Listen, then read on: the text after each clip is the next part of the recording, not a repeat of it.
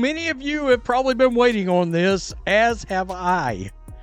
But the WNBA All-Star Game ratings have come out, and all I could think of right off the bat was 4 little letters.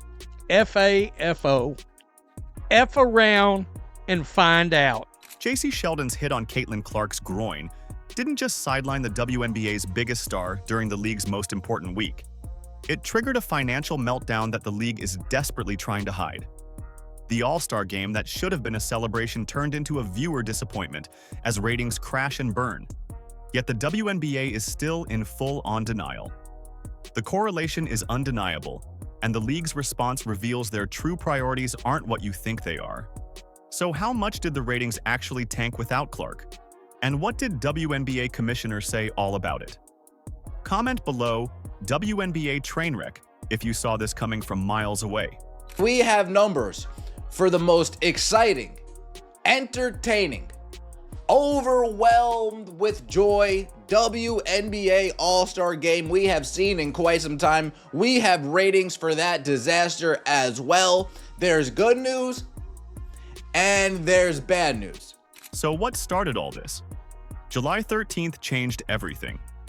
Jacy Sheldon drove her knee directly into Caitlin Clark's groin during what should have been a routine basketball play.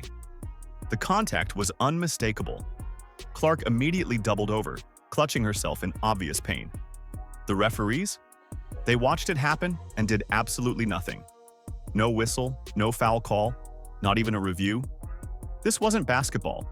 This was a targeted attack that went unpunished right in front of 3 officials. New footage shows exactly how deliberate this contact was. Sheldon's knee makes direct impact with Clark's groin area. You can see Clark's immediate reaction, the grimace, the way she grabs at her body, the clear distress. This wasn't incidental contact during a normal basketball play. This was a player driving her knee into another player's most vulnerable area while refs stood by and allowed it to happen. These referees was completely ridiculous. The referees was a complete disaster. And immediately grabbed the inside of that right leg. This wasn't the first time either. All season long, Clark has absorbed elbows to the head, blindside shoves, eye pokes, and hard fouls that would get flagged immediately if they happened to any other player. The pattern is crystal clear. Other players can get away with anything when they're going after Clark, and the referees consistently look the other way. It's become open season on the league's biggest star. And last year, I noticed how much it was just Caitlin Clark. Caitlin Clark was taking all the hits. Caitlin Clark was taking all the abuse. But this year they've added Sophie Cunningham. She gets more flagrant fouls on her than anybody in the league besides Caitlin Clark. And Aaliyah Boston, she's been taking hits as well. But the worst thing is the consistency. So they don't call flagrant fouls, or most of the time, Caitlin Clark could be held for an entire game at a time. They don't call fouls. They don't call common fouls. But then when it's the Indiana Fever, guess what? Touch foul here, touch foul here. They call absolutely nothing. The moment news broke that Clark was injured and wouldn't play in the All-Star Game, social media exploded. Fans immediately connected the dots between Sheldon's dirty play and Clark's absence. But the real shock came when you looked at what happened to ticket prices.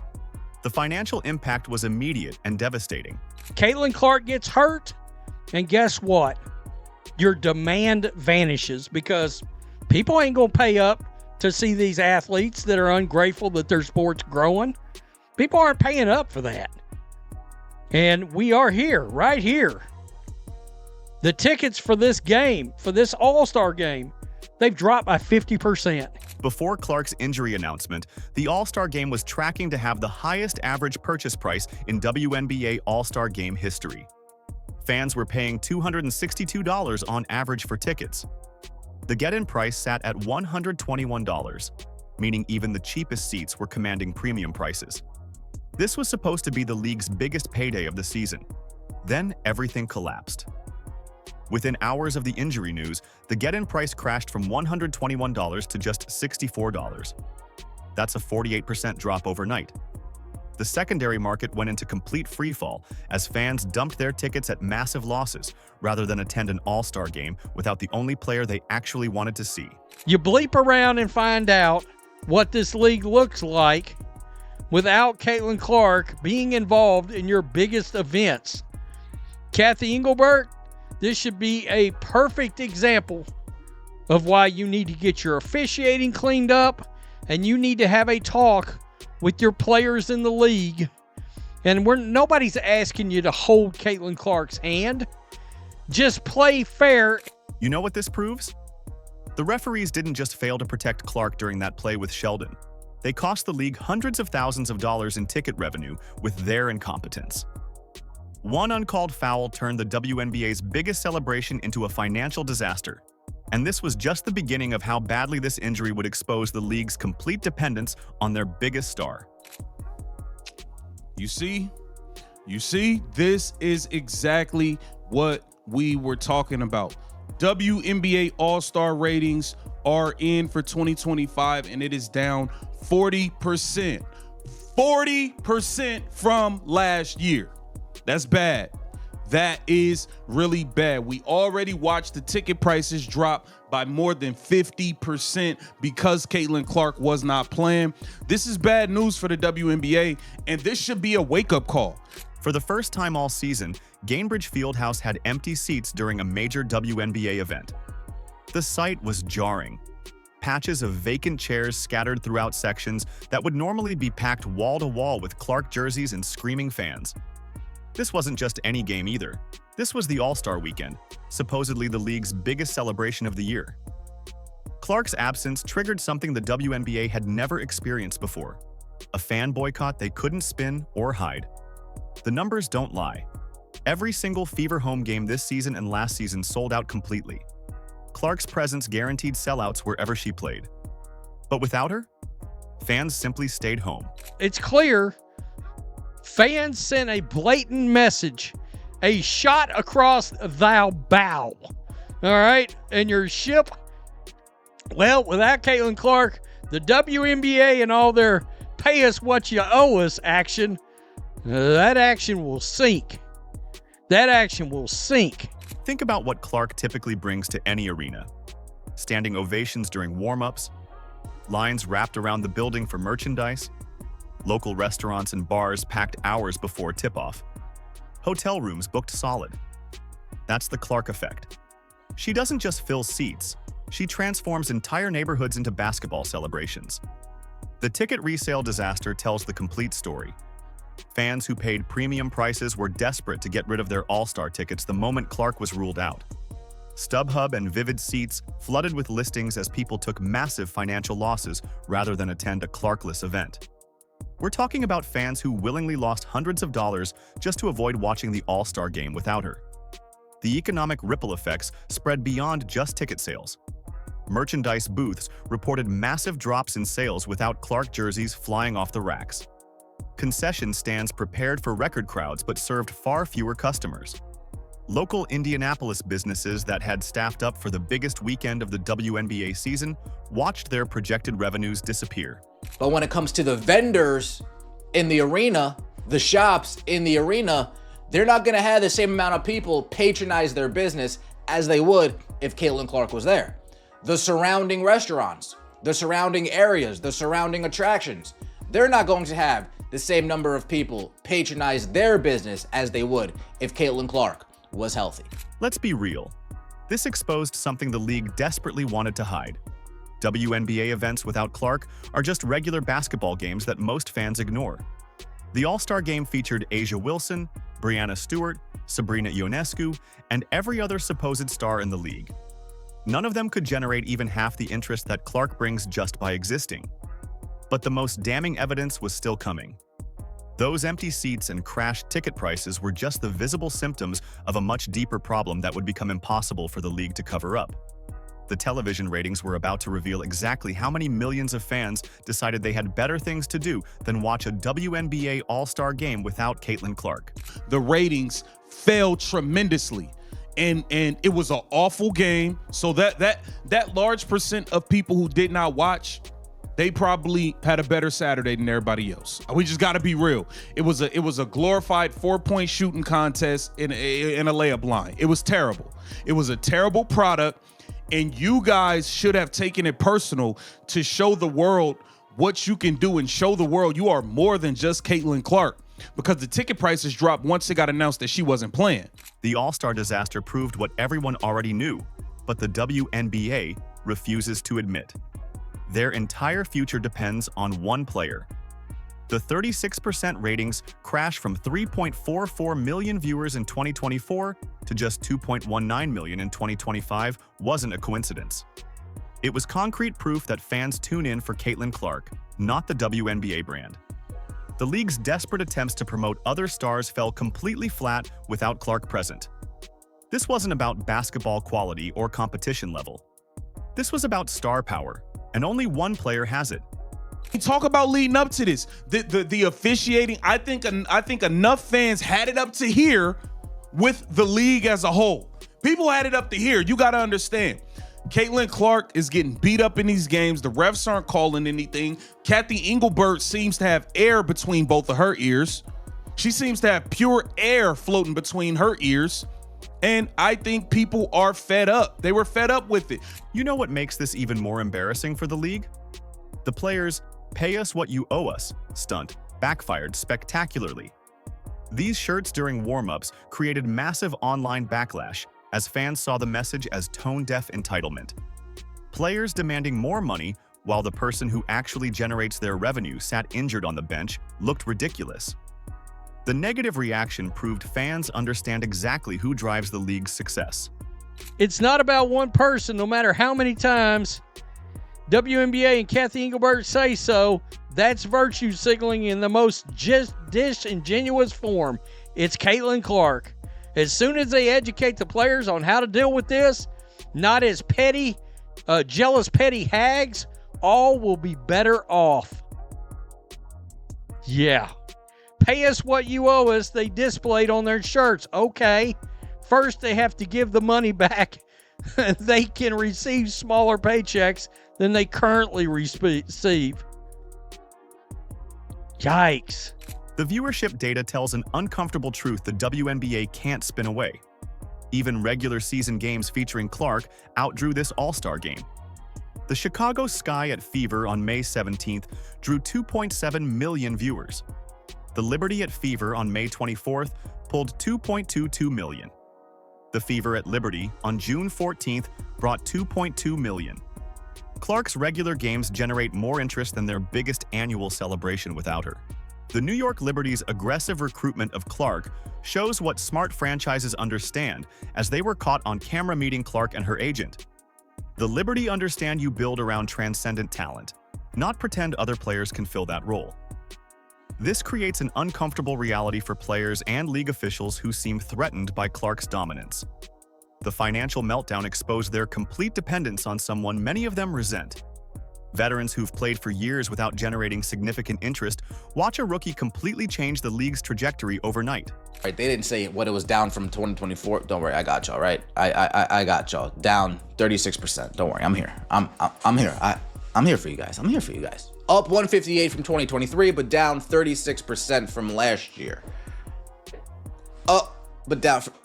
Yes, the 158% is solely because of Caitlin Clark. Make no ifs, ands, or buts about it. I don't know if this is a solid number, to be fair. I was very steadfast at 2.5 million would be something that they can celebrate as a success. But when you see 1.2 million people not come back, the WNBA's selective data presentation made things worse. They compared 2025 viewership to 2023's 850,000 viewers while ignoring the 2024 Clark numbers. This misleading comparison showed a 158% increase that meant absolutely nothing to fans who remembered last year's record-breaking performance. The league now faces a simple choice: protect their biggest asset or watch everything crumble without her. The All-Star financial disaster removed any doubt about Clark's value. She doesn't just drive viewership and ticket sales, she is the viewership and ticket sales.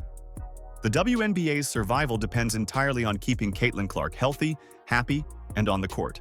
I mean, seriously, it was awful. That's the other black eye coming out of this whole thing, is the complete lack of competitiveness that this game had. Seriously. I mean, wow.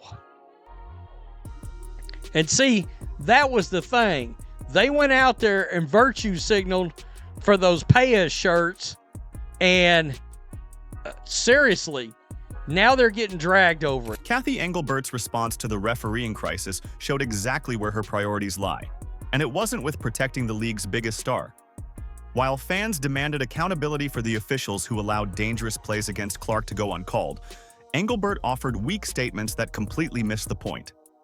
Her dismissive tone suggested the real problem wasn't referee incompetence, but fan expectations that were somehow too high. A bunch of players and coaches over the last few days have complained without being fine-worthy about officiating. I just want to see about your thoughts on if officiating is an issue and how it can be improved, because clearly there seems to be problems or a disconnect between what players and coaches feel and what officials are actually calling. The commissioner's handling of the officiating controversy revealed a fundamental disconnect with the fan base. Instead of addressing the pattern of missed calls that put Clark at risk, Engelbert focused on defending the refs and downplaying legitimate safety concerns. This wasn't leadership. This was damage control that made the damage worse. Let's be real about what fans witnessed all season long. Clark took an elbow to the head from Kennedy Carter that wasn't called. Dejanay Carrington poked her in the eye during playoff action with no consequences. Angel Reese whacked her in the head and even celebrated flagrant fouls against Clark. The Sheldon knee-to-groin incident was just the latest example of refs allowing other players to cross lines they'd never let slide against anyone else. I know as a fan of sports for 60 years now, I know that, no one's ever happy with officiating. All sports deal with it, but we're working hard to make sure we're putting the best product out on the court, and our officiating then follows that. Engelbert's failure to demand referee accountability fueled massive fan anger and distrust. Every time she deflected responsibility or made excuses for officiating failures, she lost more credibility with the people who actually watch WNBA games. Fans weren't asking for special treatment. They wanted basic player safety standards applied equally. The league's promotional strategy during All-Star Week made things even worse. This backwards approach exposed the league's complete misunderstanding of their own product. You can't ignore your biggest draw getting targeted by dangerous plays, then act surprised when fans reject the alternative entertainment you're offering. The message came through loud and clear. Fix the officiating or lose the audience. They play against Breanna Stewart. She goes to the line 14 times. Asia Wilson goes to the line 13 times. And Aaliyah Boston can't play 20 minutes in a game without being on the bench in foul trouble. That's another problem that we're dealing with. But like I said, this year, it's not just Caitlin Clark. If you wear that Indiana Fever jersey, consider it done. The refs are not going to be fair, and they are going to cheat and do whatever it takes to do what the higher-ups say. Engelbert's mishandling turned what should have been the WNBA's biggest celebration into a complete PR disaster. The empty seats, crashed ticket prices, and plummeting ratings created a narrative of league decline that overshadowed everything positive about All-Star Weekend. Instead of showcasing the league's growth, the weekend became proof that the WNBA's success hinges entirely on one player they failed to protect. The financial meltdown forced an uncomfortable truth into the spotlight. The WNBA's future success depends on keeping Caitlin Clark healthy and on the court, yet their own referees seem determined to let other players take cheap shots at her. This financial meltdown proves the WNBA's survival depends entirely on protecting Caitlin Clark. The 36% ratings crash and 48% ticket price collapse aren't just statistics. They're proof that the league has one irreplaceable asset. You need to demand better from Cathy Engelbert and these corrupt referees who allow dangerous plays against Clark to go unpunished. Support Clark's return to full health because the Fever's championship window is wide open, with her leading the way. The league needs real change in officiating and leadership, or watch their golden goose get injured again while they make excuses. Comment below, WNBA train wreck if you saw this coming from miles away. Like, subscribe, and turn on all notifications so you never miss out. Click the video on the screen, and we will see you in the next one.